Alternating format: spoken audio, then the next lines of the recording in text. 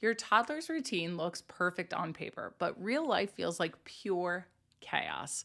Mornings are a battle, bedtime takes forever, and you're constantly scrambling to keep up. I used to think this was just how life with toddlers had to be, until I realized that most of us are creating routines that work against our children's natural rhythms instead of with them. As a former preschool teacher and mom of two littles, I've learned that the secret isn't having more structure.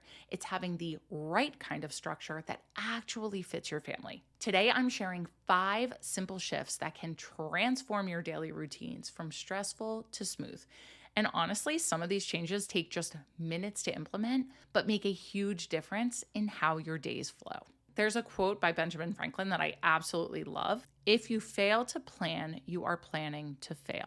I am super type A, so I am a natural planner, and I know that this isn't how everyone works, and that's okay. But you can be a better planner with some simple shifts and practice. And if you don't want to do this for yourself, do it for your kids, because if you have a toddler or preschooler at home, their brain needs some sort of rhythm and routine for stability. Making a loose plan for your days and creating a rhythm is extremely important for young children because it helps their brains to feel calm and know what to expect, which can actually reduce tantrums and meltdowns. And no, you do not need every minute of your everyday plan. That's not what I'm talking about. But think of the natural flow and rhythm for your family, especially when it comes to those main things like feeding times, playtime, and sleep times. So how you can do this is observe when your child is naturally hungry or tired or energetic. And then you're going to build routines around these times. So for example, if your child is cranky at 4 p.m., plan a quiet activity then versus a high energy activity. So you want to start with thinking about your normal routines like eating, sleeping, playing, and any other routines you have like bathing,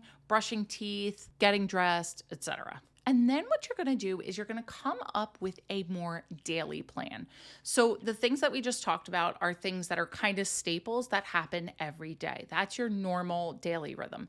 And then you have things that change from day to day that you do differently, like the actual activities you do, if you go anywhere, the places that you go, the errands that you run. So you could just jot down a few things that you can do. These could be really, really simple things like play hide and seek or paint or color. For if your child is needing something to do or you need a break for a minute, you could just go to your notes and look at what you had planned for the day and then do those things. Also, consider any outings that you're going to do. What appointments do you have, if any? What errands do you need to run? Are you going on any play dates with your child? Think about these things too, and you could jot them down just to mentally prepare for them. What are you eating? That's another thing I recommend planning. Meal planning has been such a game changer for my family because I'm not sitting there. My husband and I had this horrible habit of not planning anything, and we would just wait till the last minute, and when we're both tired and exhausted, and that would be the $1,000,000 question. What are we doing for dinner tonight?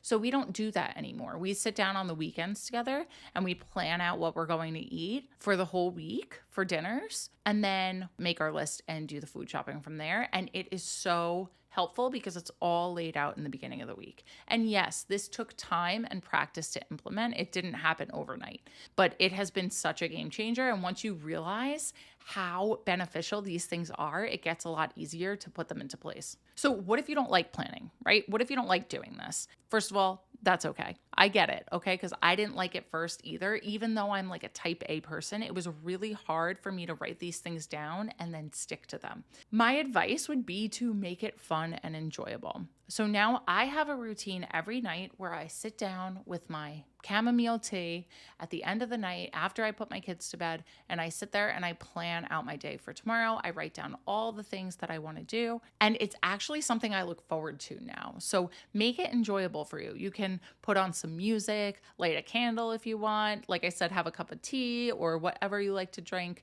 next to you. This can make your brain actually like it when you don't like it, if that makes sense. Or another thing you could do is plan it in your phone as it comes up for you. I personally am a paper girl. I'm old school. I like to write things down.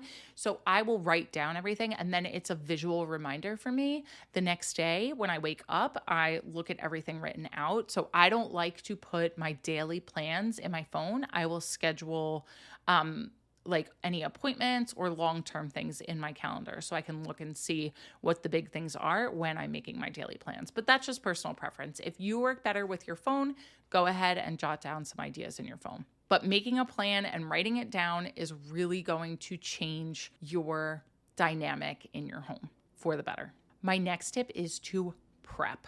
So along with planning, you have to prep. You're going to prep as much as possible, as early as possible. Life is crazy with toddlers, okay? We know this. So this will allow you to be more present with them and be calmer because you're not scrambling last minute to get everything ready, right? If you're going to leave the house. So what does this look like? Meal prepping. Now, I will be fully honest, I don't personally meal prep. I have in the past and it is helpful, but I don't feel the need to do that at this time. But if you're out of the house a lot, I would definitely recommend prepping some meals for the week, even if that's like lunches for yourself, something to make it easier on you. Laying out everyone's clothes the night before. I do this for my boys and I do this for myself. I lay out my clothes the night before so that I'm not scrambling in the morning. It's one less thing I have to think about when I'm tired and I don't feel like doing it. It's much better for me to do it at night. Set out anything you need to leave the house beforehand. So I will, if the boys are going to school the next day, I will take out their backpacks. I will prep their lunch boxes so they're out on the counter for me when I wake up in the morning. I'll lay out their jackets. I'll put out their shoes by the door. So everything's there and ready to go. And again, one less thing I have to think about in the morning. When you're on top of this, your days will flow easier and your whole house will be calmer because you won't be as stressed running around doing things last minute. And you'll be able to really be there with your kids and spend some extra time with them in the morning or before you go somewhere, which is really, really important, especially when it comes to behavior, right? Connecting is really important before any kind of separation. So with that, let's talk about connection. This is another thing you want to think about when you're planning your day. How are you going to connect with your child? So I like to think about this and kind of have a few things loosely. Obviously, you don't have to do this completely laid out, but I like to have a few ways that I plan to connect with my children for that day. So a few connection intentions, let's call them. So if you want a couple of super simple ideas for this, I actually have a quick connection guide in my free resource library that you can grab. So I will leave the link for that in the description below, and that resource can help you a lot with this. Next, don't be afraid to switch things up. So we want to be consistent. Consistent is basically sticking to the same thing every single day. We don't want to be rigid, though. That's where things can get tough.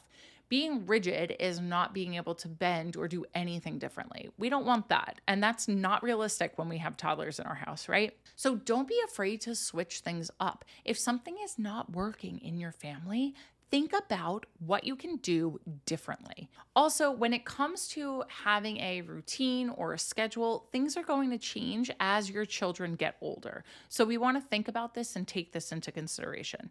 But here are some changes that we've made recently in our home that have made a huge difference. So I give late afternoon baths now. I don't wait until after dinner or right before bed because in my house, typically I am spent by that time. I'm really tired, and to be honest with you, I don't really like giving baths. So I don't want to leave that to be one last thing that I have to do to power through before the end of the night. In order to be a little more with it for bedtime, I like to give baths before dinner time. So I will give baths. I'll give them a little extra time. It's a little less pressure because I'm not worried about having to rush them off to bed.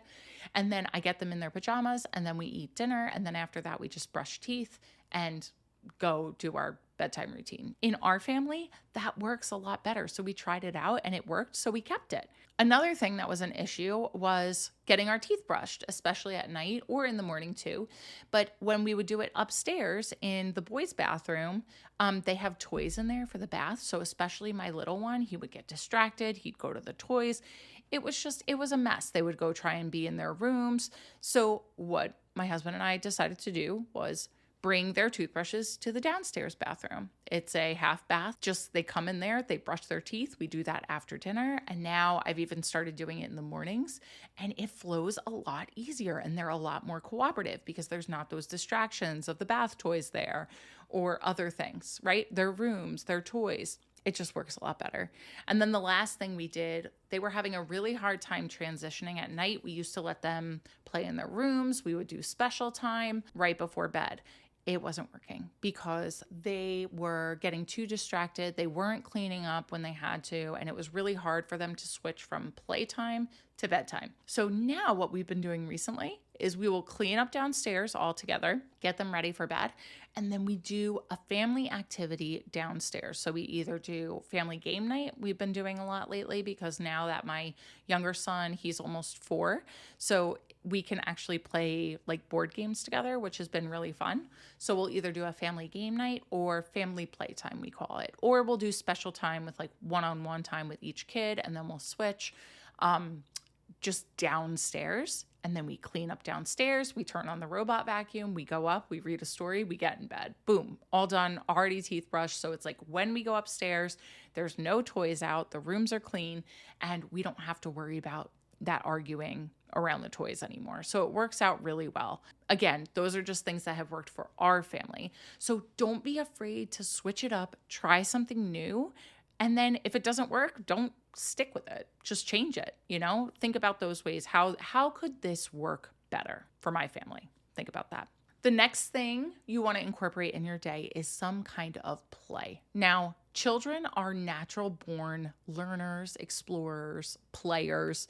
So you don't have to worry about planning every single thing for them having to do with play. That's not what I'm saying. But I recommend thinking about when you're going to have them playing, and if possible, when are the times that would be good for you to play with them, because then you can tell them when those times are and prepare them for it and say, mommy can play with you after breakfast for 15 minutes. And you can kind of set a limit and an expectation around it, which is really helpful for them. And remember, this doesn't have to be actually playing with them on the floor or, with whatever they're doing. If you can, that's amazing. If you have time for that day, but we might not have time for that every single day. So I also like to think about how can I be playful with them throughout the day? So maybe I'll write down some goofy little things that I can look at in my planner and say, be a robot during a transition. So then I can, say, come on, let's go brush our teeth. Beep, boop, bop, boop. Or make silly faces with them while they're brushing their teeth. So I kind of want to get an idea of how I can incorporate play or be playful with my kids for that day, just so that when I'm tired, I have something to go to. And this can also be planning some super simple activities. I was an early childhood teacher, so I love planning activities and doing things with my kids. Not all the time. I've actually been slacking on it a ton lately, quite honestly. But if you could think about some activities that you want to do with them, or that would be easy, I have a lot of ideas on my channel. If you want some fun, free activities specifically for toddlers and preschoolers, then go check out this video right now.